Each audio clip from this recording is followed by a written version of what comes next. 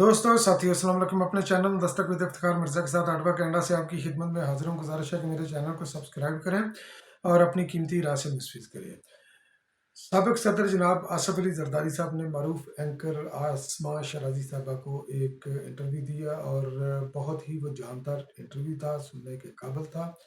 और उन्होंने उसके अंदर भरपूर इंकशाफात किए और उन राजों से पर्दा उठाया कि इमरान खान न्याजी साहब तालिबान के हक में इतना क्यों बोलते हैं, और अगर इमरान खान न्याजी साहब को ना हटाया जाता तो पाकिस्तान कहाँ पर खड़ा होता, और वो कौन सी ऑफर थी जो इमरान खान न्याजी ने जनाब आसिफ अली जरदारी साहब को एक मुश्तरका दोस्त के ज़रिए पहुंचाई, और जिसको आसिफ अली जरदारी साहब ने रिजेक्ट किया। और बलूचिस्तान के हवाले से आसिफ अली जरदारी साहब के पास क्या फार्मूला है वहाँ पर तरक्की के लिए, वहाँ पर खुशहाली के लिए। और बुशरा पिंकी पीरनी का गैर शरई निकाह के हवाले से जो है ना उनको तलब कर लिया गया है, मगर कब। और पाकिस्तान में हालिया दहशत गर्दी का जिम्मेदार कौन, बिलावल भुट्टो जरदारी साहब ने इससे भी पर्दा उठाया है। और मियाँ नवाज शरीफ साहब का गिला शिकवा वही रोना धोना। तो इन तमाम पॉइंट्स को मैं डिस्कस करूंगा आज के इस वीलॉग में। तो सबसे पहले मैं जिक्र करता हूँ बुशरा पिंकी पीरनी का। तो उनको नैब ने भी तलब किया हुआ था, जो तोशा खाना से उन्होंने जो जेवरात वगैरह उड़ा कर वो लेकर गई थी, तो उस हवाले से उनकी तलबी थी। तोशा खाना केस के हवाले से वो खैर गई उधर।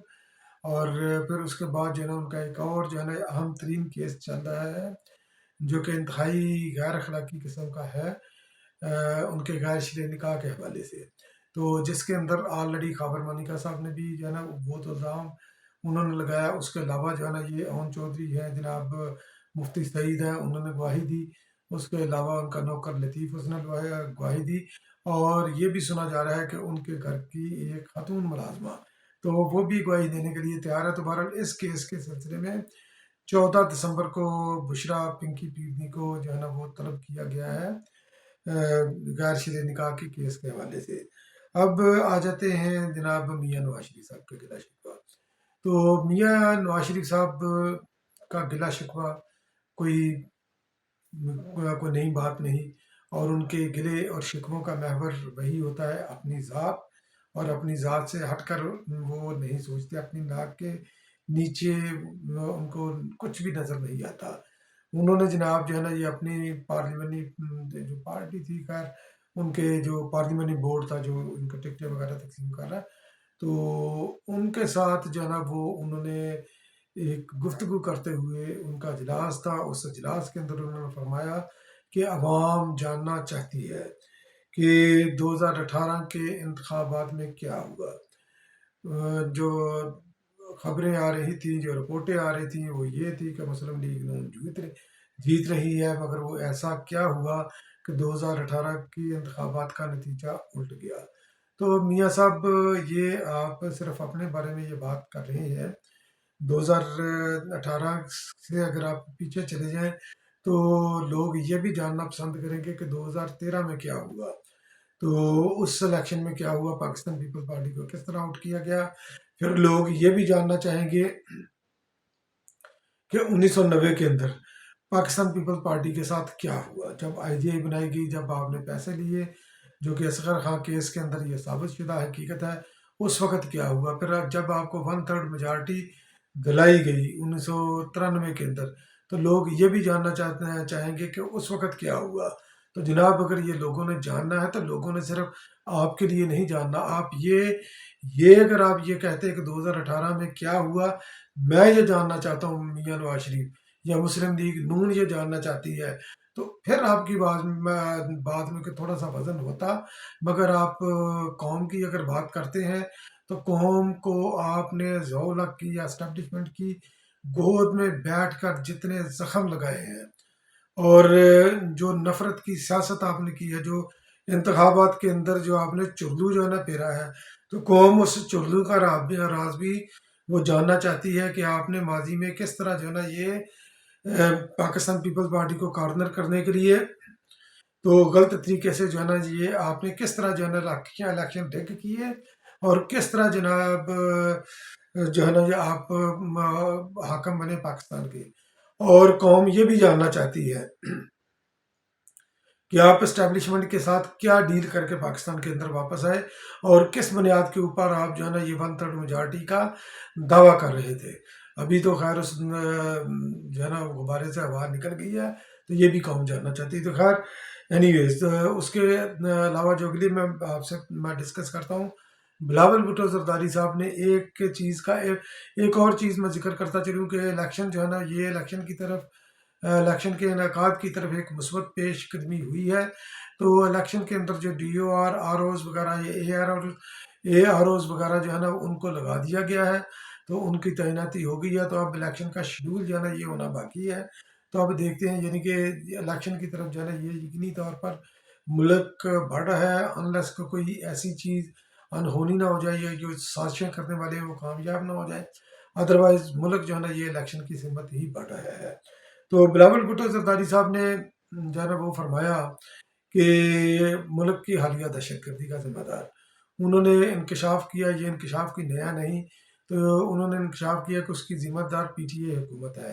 पी टी ए हुकूमत इसलिए है क्योंकि उन्होंने अफ़गानिस्तान से लाकर पाकिस्तान के अंदर तालिबान आबाद किए, और इमरान खान न्याजी प्रो तालिबान है। वो क्यों, वो आसफ अली जरदारी साहब ने अपने इंटरव्यू में भी बताया, उसका भी मैं जिक्र करता हूँ।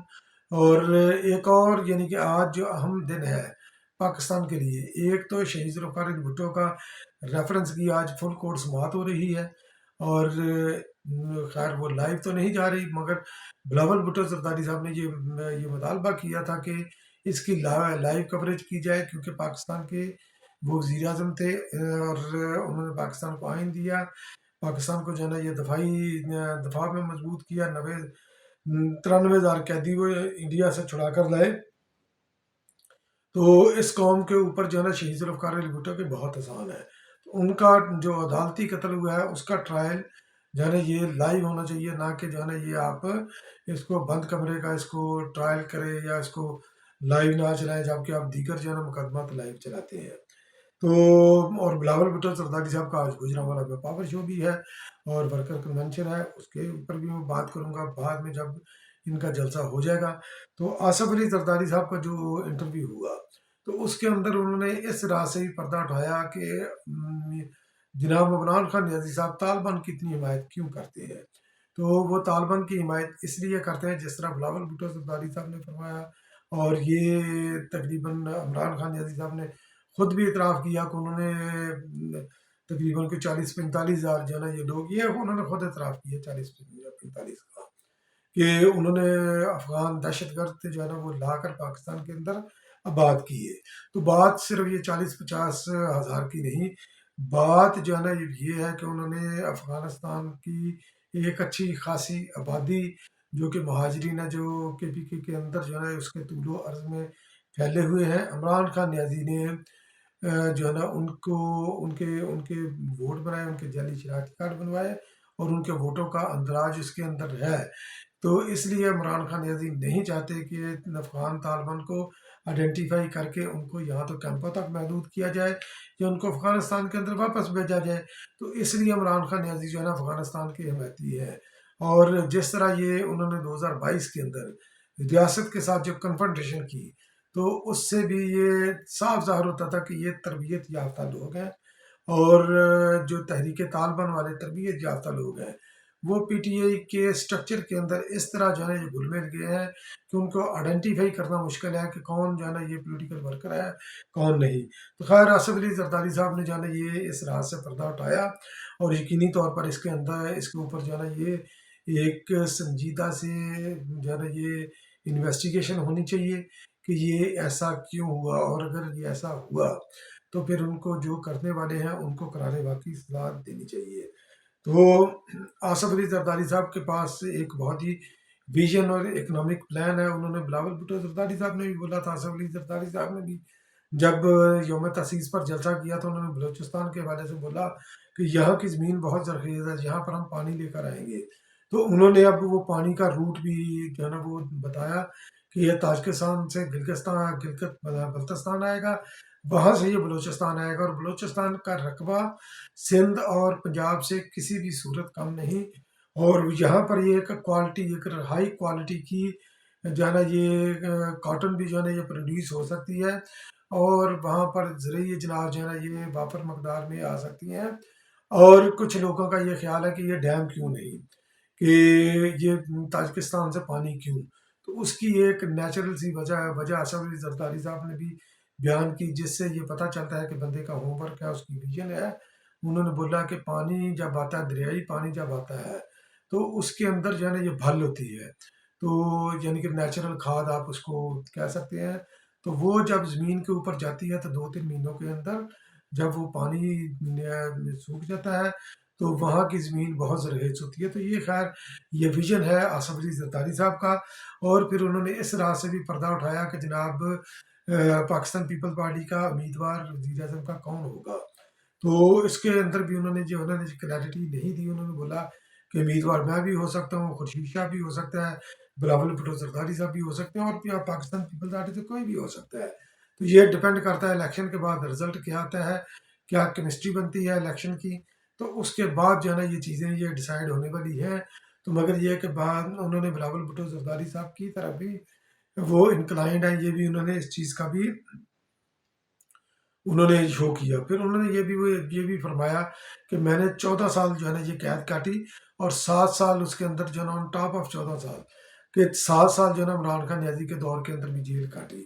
اور پھر انہوں نے بولا کہ ان کی ویژن جو جناب عمران خان نیازی کی ویژن یہی تھی کہ میں نے انتقام کیسے لینا ہے، میں نے جیل سے یہ سہولتیں کیسے ختم کروانی ہیں، جبکہ یہ خود اس کی نسبت جو ہے نا یہ جیل کے اندر رہ کر برات لے رہا ہے۔ اور انہوں نے بولا کہ میرا تو جیل کے اندر ٹرائل ہوتا رہا ہے، تو عمران خان نیازی کا جو جیل کے اندر ٹرائل ہو رہا ہے یہ کوئی چمبے کی بات نہیں، کیونکہ میرے تمام ٹرائل جو ہے نا یہ جیل کے اندر ہوئے ہیں۔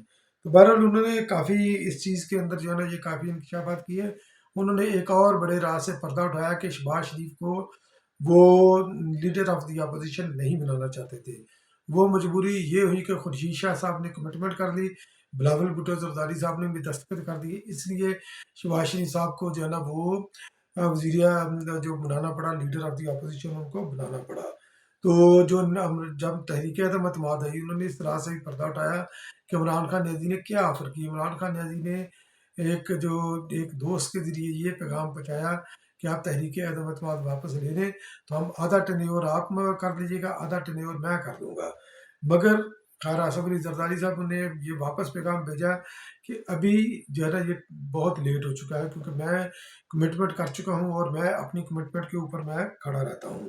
تو بہرحال آصف علی زرداری صاحب کا جو ہے نا یہ بہت ہی زبردست انٹرویو تھا، سننے کے لائق تھا۔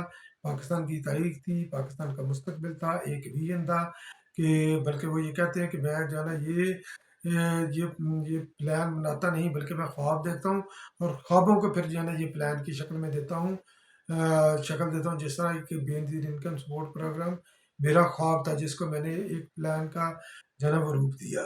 تو بہت ہی اچھا اور واضح اور ٹو دی پوائنٹ اور انٹرویو تھا، اور اس کو سمجھنا چاہیے تمام جو بھی لوگ سیاست کو سمجھنا چاہتے ہیں، تو ان کو آصف علی زرداری صاحب کا یہ انٹرویو ضرور دیکھنا چاہیے۔ بہت بہت شکریہ میرا ویلاگ واچ کرنے کے لیے۔ انشاءاللہ پھر کسی اگلے ویلاگ میں آپ کی خدمت میں دوبارہ حاضر ہوں گا، تب تک کے لیے اللہ کے بعد۔